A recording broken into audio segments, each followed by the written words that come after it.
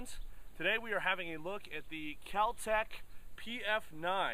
It is Kel Tec's follow-up to their last 9mm carry gun, the P11. And let me tell you, this has been an awesome gun for me so far. Now, you've seen our review of the Ruger LC9. A lot of guys have compared these two guns, and there's a lot to compare between the two, but there's also a lot of difference between the two of them. First off, the weight of them is really close. It's really about the same. This one does not have an external safety. It's a double action trigger only, so the trigger is going to act as the safety with this. The fit and finish of the Kel Tec isn't as nice as the LC9, and what I mean by that is that it's not as clean. The edges are rougher. There's some sharper edges. The barrel, it's just a really kind of a matte finish, almost a rough looking fish to the barrel, and the molded polymer frame, but it does feel good in the hand.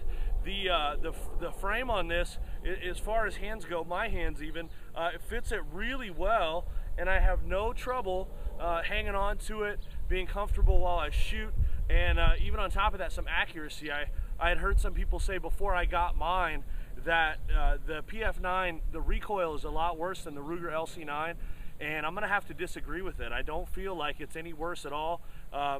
Because of the harder edges and the way the gun is made, it might be a little more uncomfortable in recoil, but I'm not sure that it recoils any harder than the Ruger LC9 did. A lot of people are just gonna come out and say this is a cheap gun. I got mine for right around 300 bucks. I know a lot of people can get them for a lot cheaper than that, but it's been very reliable so far. It's had a couple misfires and failures to feed, but from what I understand with Kel Tec is that there's usually a break-in period. So we're gonna see how it does today. I've just got some regular Remington UMC 9mm range ammo with me, and some PMC and some cellular below.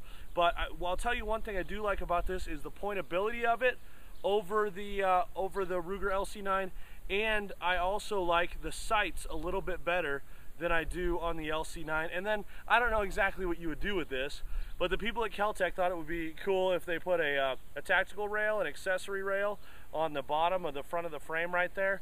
And if you wanted to mount a really thin, low profile, small laser, I suppose you could do that. But you're not gonna put, as far as carrying it every day goes, you're not gonna put a flashlight or something like that on there. That's just gonna be cumbersome. It's gonna add bulk to it, and it's really gonna take away the point of this. It's a really narrow gun, under an inch, you'll see. And for the way it fits in my hand, I'm actually proud to say, hopefully you can see that on the screen, that I've carried this gun every day this summer, actually in an outside the waistband holster. It's a low profile holster. I've got an old monitor by today's standards down there. It's got a shoot and see target on it. It's at about 25 feet, and we're gonna see what this can do as far as accuracy, just popping off 7 rounds right at it. I'll take my time and I'll be accurate. Hopefully the thing will stay standing while we're shooting at it. So here we go.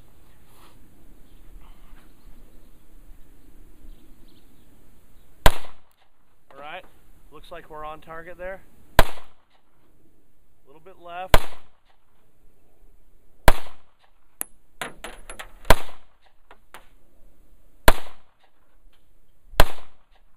All right, that's it. I'm gonna go grab the monitor real quick and I'll show you what it looks like. All right, let's show you what we have here.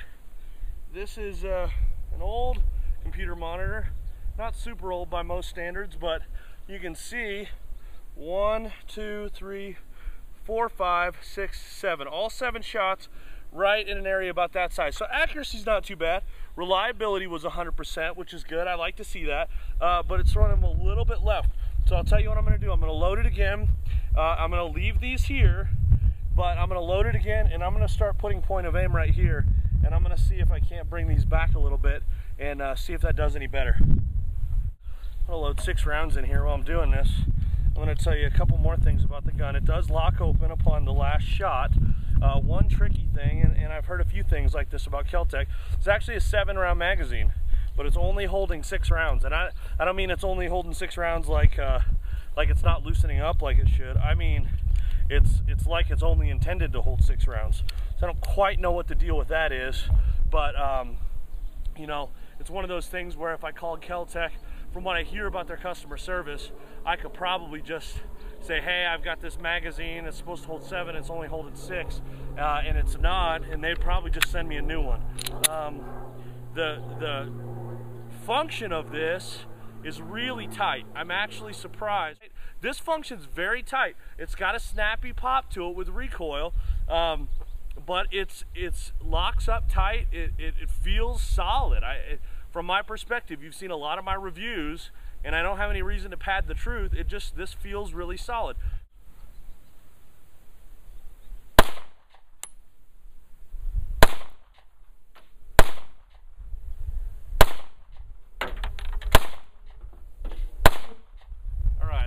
Really took my time there, but it's kind of looking like it's still all over the place. All right, it's unloaded. Put it back in the holster here. Let me go get this one more time. We still have a whole bunch left here, but it is consistent. I got one over here, and maybe I was being a little more disciplined. I got two here and a whole bunch right in here. But really, honestly, the accuracy and reliability so far that I'm seeing from this Kel Tec is as good or maybe even a little better than the Ruger LC9 that I tested a few months back. So I'm not saying I like one necessarily better than the other yet. Actually, no, I'm not. I actually do like the feel of the Kel Tec better. That's my personal opinion. If you want to decide between the two, you know, there's trade-offs to each. But if you wanted to decide between the Ruger LCP or the the Ruger LC9 or the Kel Tec PF9, you know, that's going to be up to you. What we're going to do now is we're going to shoot some cellular and below, some of the Frenchy ammo, and you know that. See that little red primer on there? Interestingly enough, I shot 3 types of ammo out of the Ruger LC9, and the one that gave me the most trouble with it was the S&B.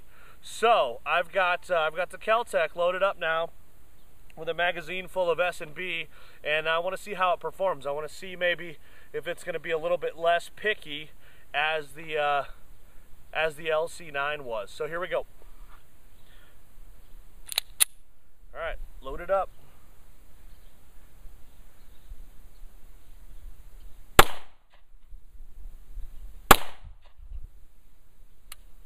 Up, first misfire. There's a little ding in there, but I'm inclined to believe that S&B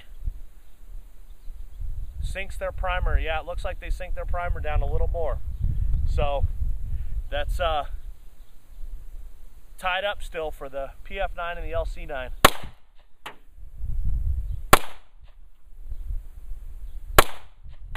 All right, so only one out of that set, and not too bad accuracy. I'm gonna load this up again, and we'll have a look, see what it looks like.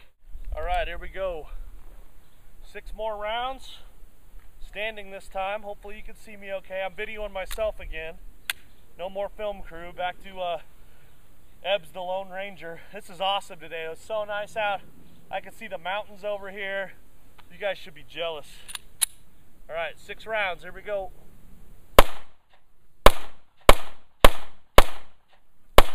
Woo, rocking it.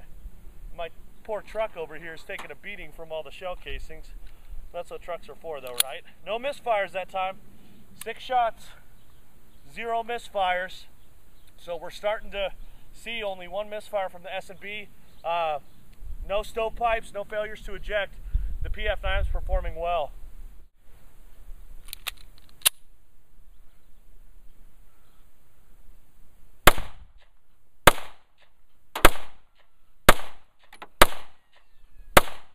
Yeah, spinning that thing around, it's taking a beating. So there's the Kel Tec PF9, folks. I'm impressed. For the price, it's a gun that you're going to want to use, abuse, hang on to, carry. And again, I haven't had to deal with them yet, which is probably a good sign, but Kel Tec's customer service, from what I've heard, is a stand-up operation. So some of you, you're going to blow up the comments, I hate Kel Tec, it sucks, all they make is junk, I had horrible experience with their customer service. Well, you know, that was your experience. Mine so far with the PF9, which just came out last fall, has been good stuff.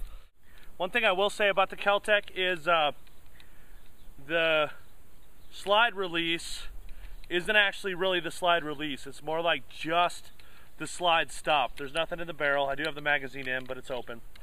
When it locks it open, it's not intended to release the slide with your thumb like that and let it go forward.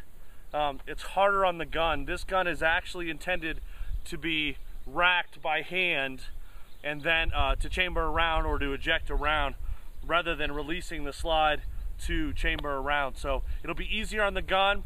I've read on forums and stuff in my own research of Kel Tec that if you're having that problem, that could very well be what it is. So just an FYI there, hope that's helpful.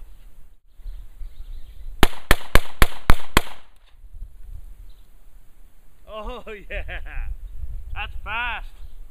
Real fast, super reliable. I like the way this is looking. So folks, if you're interested, maybe you've been hesitant, I've got several hundred rounds through this one. Kel Tec PF9, 9mm, lightweight, thin, and really is actually a pleasure to shoot. So hope this was helpful. This is Ebbs with Haus of Guns. Happy shooting.